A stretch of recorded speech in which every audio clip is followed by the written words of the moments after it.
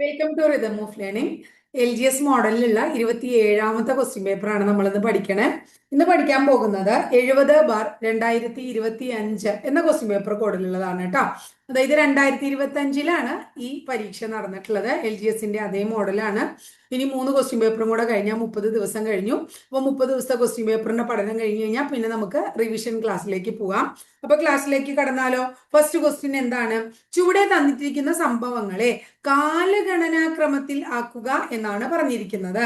ഏതാണ് കാലഗണനാക്രമത്തിലാക്കുമ്പോൾ? ഈഴവ മെമ്മോറിയൽ 1-ാം സ്ഥാനത്ത് വരും, 2-ാം സ്ഥാനത്ത് വൈക്കം സത്യാഗ്രഹം വരും, 3-ാം സ്ഥാനത്ത് ഗുരുവായൂർ സത്യാഗ്രഹം വരും, 4-ാമത്തെ സ്ഥാനത്ത് എന്ത് വരും? പാലിയം സത്യാഗ്രഹം വരും. അപ്പൊ ഓപ്ഷൻ ബി ആണ് കൃത്യമായിട്ടുള്ള ആൻസർ. ബ്രിട്ടീഷ് വൈസ്രോയിയുടെ എക്സിക്യൂട്ടീവ് കൗൺസിൽ അംഗത്വം രാജിവെക്കുകയും ഇന്ത്യൻ നാഷണൽ കോൺഗ്രസിന്റെ അധ്യക്ഷ പദവിയിൽ ഇരിക്കുകയും ചെയ്ത മലയാളിയുടെ പേര് ചേറ്റൂർ ശങ്കരൻ നായർ എന്നാണ്. 1900-ൽ ഏത് വൈസ്രോയിക്കാണ് 2-ാം ഈഴവ മെമ്മോറിയൽ അർപ്പിച്ചത്? ലോർഡ് കേഴ്സൺ ആണ്. താഴെ തന്നിരിക്കുന്നവയിൽ ശരിയായ ജോഡി ഏതാണ്? ആത്മവിദ്യാസംഘം, വാഗ്ബടാനന്ദൻ, വക്കം അബ്ദുൽ ഖാദർ മൗലവി ഏതാണ്? സ്വദേശാഭിമാനി, കുര്യാക്കോസ് ഏലിയാസ് ചവറ, ആത്മാനതാപം. എല്ലാം ശരിയാണ്. സമത്വ സമാജം എന്ന പരിഷ്കരണ പ്രസ്ഥാനം ആരംഭിച്ച സാമൂഹിക പരിഷ്കർത്താവ് വൈകുണ്ഠ സ്വാമികളാണ്. 1916-ൽ ഇന്ത്യയിലെ പൂനെയിൽ ഇന്ത്യയിലെ ആദ്യത്തെ വനിതാ സർവകലാശാല ആരംഭിച്ചത് DK കാർവെയാണ്. ഗാന്ധിജിയുടെ നേതൃത്വത്തിൽ നടന്ന നിസ്സഹകരണ സമരം നിർത്തിവെക്കാനുള്ള കാരണം എന്താണ്? ചൗരി ചൗര സംഭവമാണ്. സന്യാസി കലാപം നടന്നത് എവിടെയാണ്? ബംഗാളിലാണ്. ഇന്ത്യൻ നാഷണൽ കോൺഗ്രസിന്റെ എവിടെ വെച്ച് നടന്ന സമ്മേളനത്തിലാണ് ക്വിറ്റ് ഇന്ത്യ പ്രമേയം പാസാക്കിയത്? Bombay. Asiatic society of Bengal സ്ഥാപിച്ചത് ആരാണ്? വില്യം ജോൺസ് ആണ്. അടുത്ത ചോദ്യം, ധനബിൽ ആദ്യം അവതരിപ്പിക്കുന്നത് പാർലമെന്റിന്റെ ഏത് സഭയിലാണ്? ലോക്സഭയിലാണ്. മൗലികാവകാശങ്ങളിൽ ഏതെങ്കിലും ലംഘിക്കപ്പെടുന്ന പക്ഷം പുനഃസ്ഥാപിച്ചു കിട്ടുന്നതിന് അനുച്ഛേദം 226 പ്രകാരം ഏത് കോടതിയെയാണ് നമുക്ക് സമീപിക്കാൻ സാധിക്കുക? ഹൈക്കോടതി. അല്ലെ? ആർട്ടിക്കിൾ 32 പ്രകാരമാണ് നമ്മൾ ആരെ സമീപിക്കുന്നത്? സുപ്രീം കോടതിയെ. വോട്ടിംഗ് പ്രായം 21-ൽ നിന്നും 18-ആയി കുറച്ച ഭരണഘടനാ ഭേദഗതി 61-ാം ഭരണഘടനാ ഭേദഗതി. വിദ്യാഭ്യാസം ഏത് ലിസ്റ്റുമായി ബന്ധപ്പെട്ടിരിക്കുന്നു? Concurrent list. താഴെ പറയുന്നവയിൽ രാജ്യസഭയെ കുറിച്ച് ശരിയായ പ്രസ്താവന ഏതാണ്? സംസ്ഥാനങ്ങളുടെ കൗൺസിൽ എന്ന് അറിയപ്പെടുന്നത് രാജ്യസഭയാണ്. അതുപോലെ തന്നെ എന്താണ്? അടുത്ത ചോദ്യം എന്താണ്? അടുത്ത ഓപ്ഷൻ എന്താണ്? രാജ്യസഭ ഒരു സ്ഥിരം സഭയാണ് എന്നുള്ളതാണ്. അപ്പൊ 1ഉം 2ഉം ഓപ്ഷനാണ് അതിൽ ശരി. അടുത്തത്, വിഴിഞ്ഞം തുറമുഖം രാജ്യത്തിന് പ്രധാനമന്ത്രി സമർപ്പിച്ചത് എന്നാണ്? 2025 മെയ് മാസം 2-ാം തീയതിയാണ്. 2025 ഏപ്രിൽ മാസം ഇന്ത്യ സന്ദർശിച്ച അമേരിക്കൻ പ്രസിഡന്റ് JD വാൻസ് ആണ്. അടുത്തത്, സ്വാതന്ത്ര്യാനന്തരം നാട്ടുരാജ്യങ്ങളെ ഇന്ത്യൻ യൂണിയനിൽ ലയിപ്പിക്കുന്നതിന് ജവഹർലാൽ നെഹ്റുവും സർദാർ വല്ലഭായ് പട്ടേലും ഒപ്പം നിർണായക പങ്കുവഹിച്ച മലയാളിയുടെ പേര്? VP മേനോൻ എന്നാണ്. നെക്സ്റ്റ് വൺ ആരാണ്? ഇന്ത്യയുടെ ആസൂത്രണ കമ്മീഷന്റെ പ്രഥമ വൈസ് ചാൻസലർ ആണ്. ഇത് ഗുൽസാരി ലാൽ നന്ദയാണ്.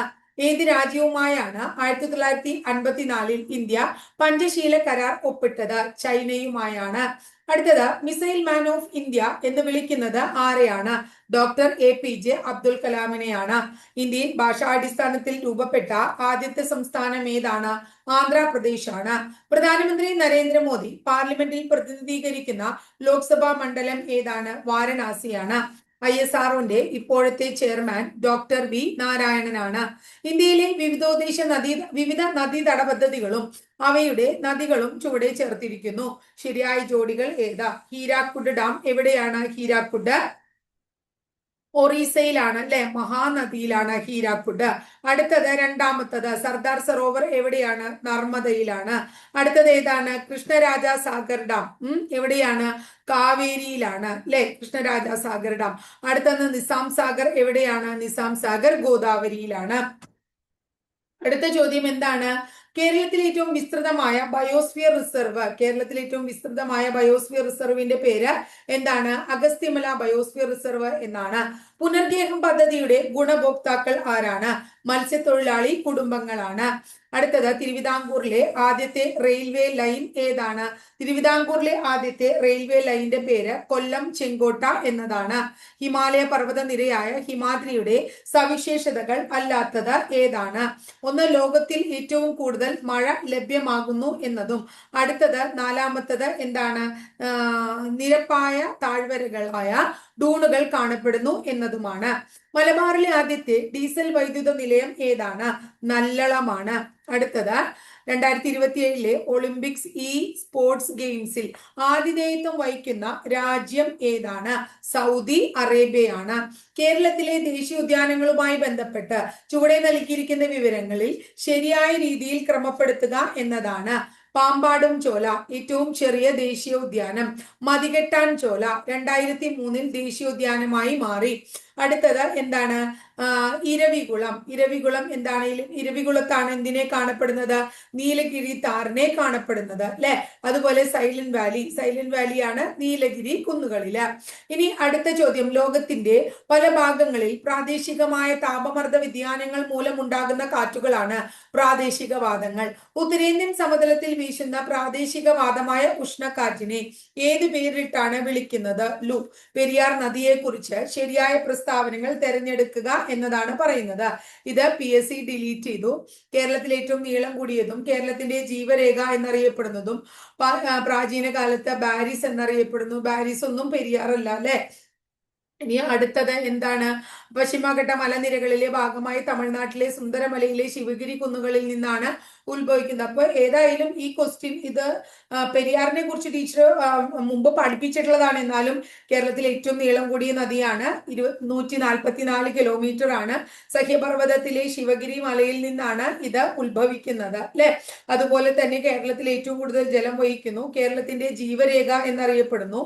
ചൂർണി എന്നറിയപ്പെടുന്നു. അതുപോലെ കേരളത്തിൽ ഏറ്റവും കൂടുതൽ പോഷക നദികളുണ്ട്. കേരളത്തില് ഏറ്റവും കൂടുതൽ വൈദ്യുത പദ്ധതികളുണ്ട് എന്നൊക്കെ പറഞ്ഞു കഴിഞ്ഞിട്ടുണ്ടെങ്കിൽ ഏതാണ് ഉത്തരം പറയേണ്ടത്? പെരിയാറാണ് ഉത്തരം പറയേണ്ടത് കേട്ടോ. പെരിയാറിന്റെ പതന സ്ഥാനം വേമ്പനാട് കായലിലാണ്. പെരിയാറിൽ ഇടുക്കി, പള്ളിവാസൽ, ചെങ്കുളം, പന്നിയാർ, നേര്യമംഗലം, ലോവർ പെരിയാർ തുടങ്ങിയ ജലവൈദ്യുത പദ്ധതികളൊക്കെ കാണപ്പെടുന്നു. ശങ്കരാചാര്യർ പൂർണ്ണ എന്ന് വിശേഷിപ്പിച്ചിരിക്കുന്ന നദി ഏതാണ്? പെരിയാറാണ് കേട്ടോ. ബാരിസ് എന്നറിയപ്പെടുന്നത് ഏത് നദിയാണ്?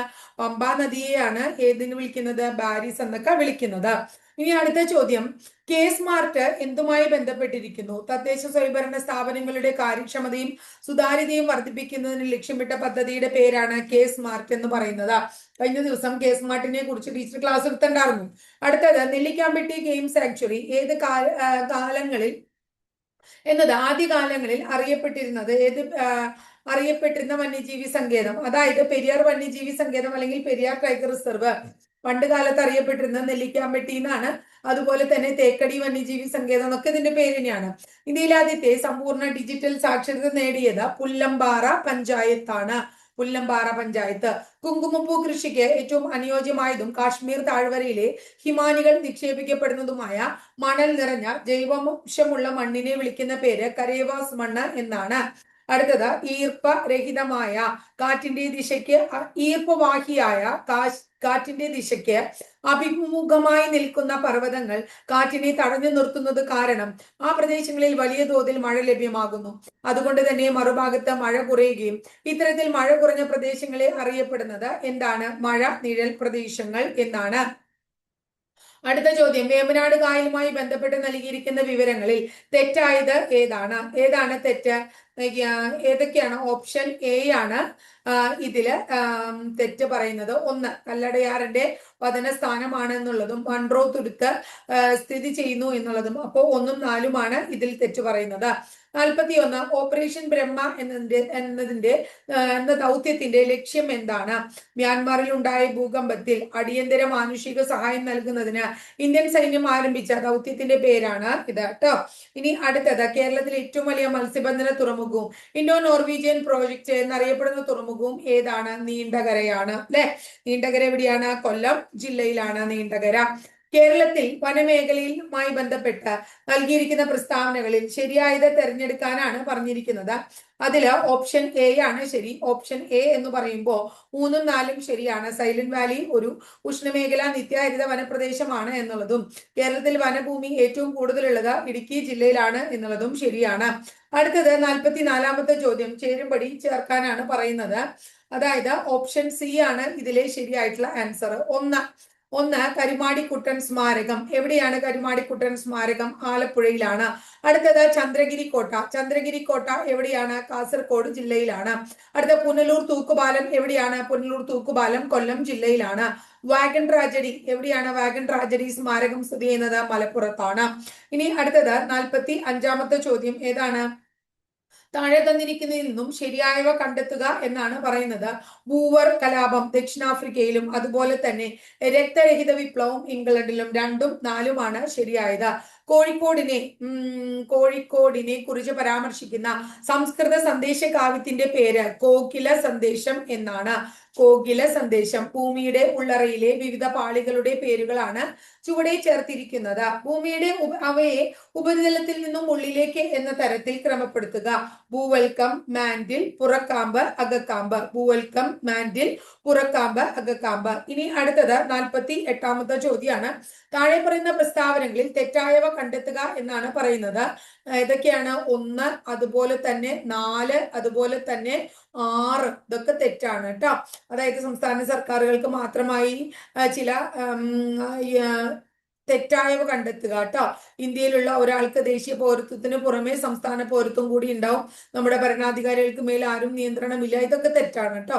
നമ്മൾ അവകാശങ്ങൾ ഉള്ളതുപോലെ നമുക്ക് കടമയുണ്ട് അല്ലെ. അതുപോലെ ആരും നിയമത്തിന് അതീതരല്ല. 18 വയസ്സ് തികഞ്ഞ എല്ലാവർക്കും വോട്ടവകാശം ഉണ്ട്. അതൊക്കെ ശരിയാണ് കേട്ടോ. ഇനി അടുത്ത ചോദ്യം എന്താണ് ചോദിച്ചിരിക്കുന്നത്? 49. 2025 മാർച്ചിൽ അന്തരിച്ച വാൽ കിൽമർ ഏത് മേഖലയിൽ പ്രസിദ്ധനാണ്? അദ്ദേഹം ചലച്ചിത്ര രംഗത്ത് പ്രസിദ്ധനാണ്. 50ാമത്തെ ചോദ്യത്തിൽ എന്താ പറഞ്ഞിരിക്കണേ? 2024 മാതൃഭൂമി സാഹിത്യ പുരസ്കാര ജേതാവ് ആരാണ്? സാറ ജോസഫ് ആണ്. 51ാമത്തെ ചോദ്യം വനിതകൾക്കായി സുഭദ്ര യോജന പദ്ധതി ആരംഭിച്ചത് എവിടെയാണ്? ഒഡീഷയിലാണ് അത് ആരംഭിച്ചത്. സംസ്ഥാനത്തെ ആദ്യത്തെ അഡ്വഞ്ചർ ടൂറിസം അക്കാദമിയും പാർക്കും നിലവിൽ വരുന്നത് എവിടെയാണ്? സംസ്ഥാനത്തെ ആദ്യത്തെ എന്നുള്ളതാണ് അത് ശാസ്താംപാറയാണ്. കരിമ്പൻ ഏത് വിഭാഗത്തിലാണ് പെടുന്നത്? കരിമ്പൻ ഒരു ഫംഗസ് വിഭാഗത്തിൽ പെട്ടിട്ടുള്ളതാണ്. അടുത്തത് നാഗപതിവെക്കൽ നടത്തുന്ന സസ്യത്തിന് ഉദാഹരണം ഏതാണ്? കുരുമുളകാണ്.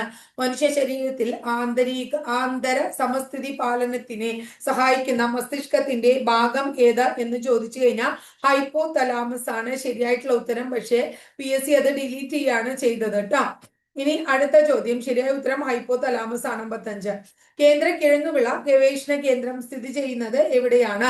തിരുവനന്തപുരം ജില്ലയിലാണ് കിഴങ്ങുവിള ഗവേഷണ കേന്ദ്രം. അസ്കോർബിക് ആസിഡ് എന്ന പേരിൽ അറിയപ്പെടുന്നത് വൈറ്റമിൻ സിനെയാണ് അസ്കോർബിക് ആസിഡ് എന്നറിയപ്പെടുന്നത്.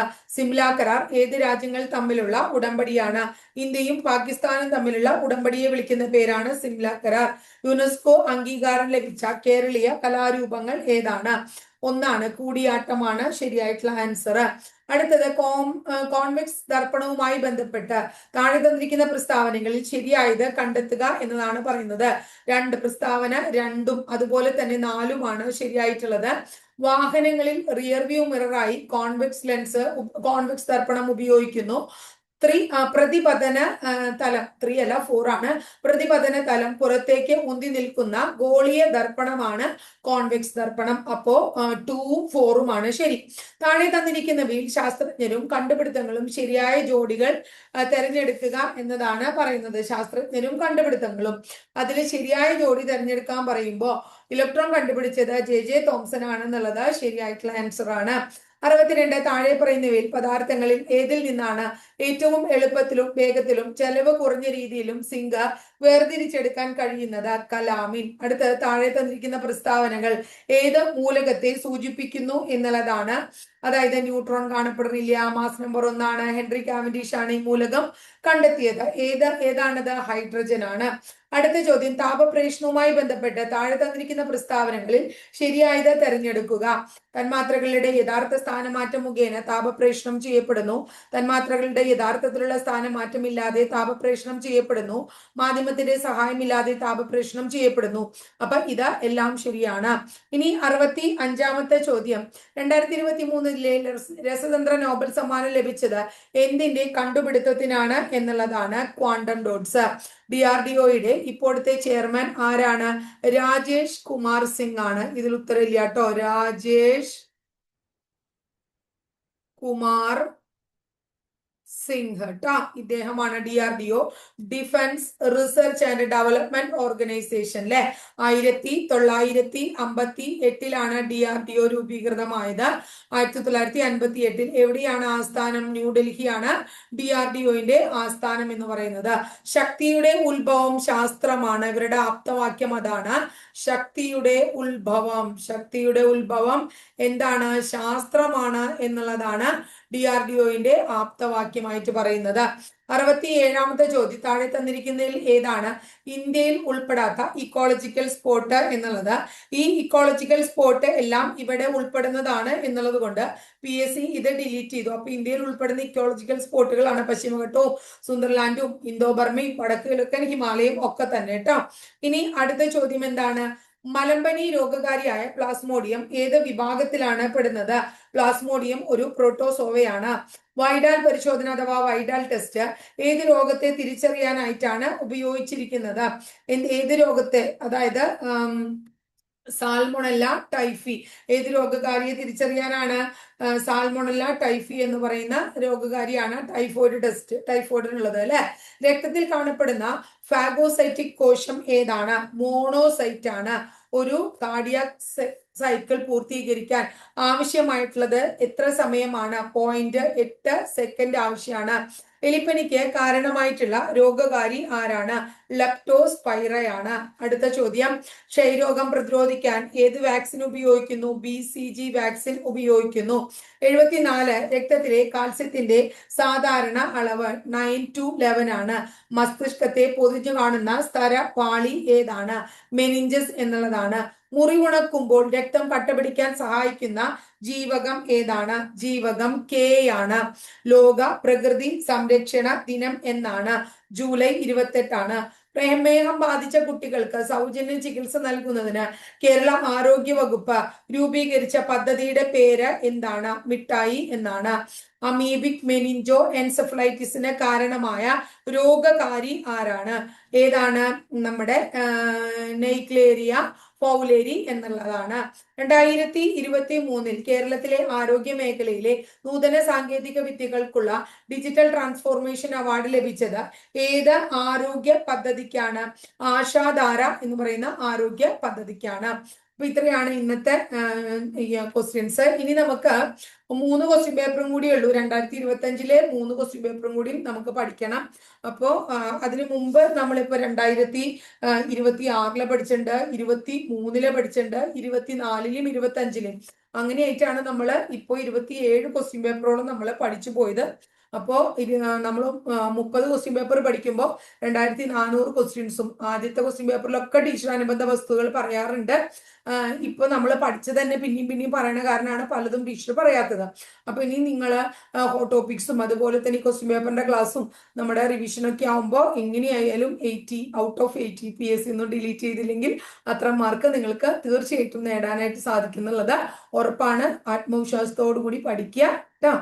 അപ്പോ എന്താ പറയാ, പഠിക്കണത് നമ്മൾ 1 മണിക്കൂറേ പഠിക്കണുള്ളൂ വെച്ചാലും മാക്സിമം ശ്രദ്ധ കൊടുത്ത് പഠിക്കാൻ ശ്രമിക്കുക. ശ്രദ്ധ പോവുകയാണെങ്കിൽ നമ്മൾ പുസ്തകത്തിന് മുന്നിൽ ഇരിക്കേണ്ട, പിന്നെ കുറച്ച് വേറെ എന്തെങ്കിലും കാര്യങ്ങളൊക്കെ ചെയ്ത് തിരിച്ചു വന്ന് വീണ്ടും പഠിക്കാനായിട്ട് ശ്രമിക്കുക. അപ്പൊ ഇത്രയേ ഉള്ളൂ ഇന്നത്തെ ക്ലാസ്സിൽ. അടുത്ത ദിവസം മറ്റൊരു ക്വസ്റ്റ്യൻ പേപ്പറുമായിട്ട് നമുക്ക് വീണ്ടും കാണാം കേട്ടോ.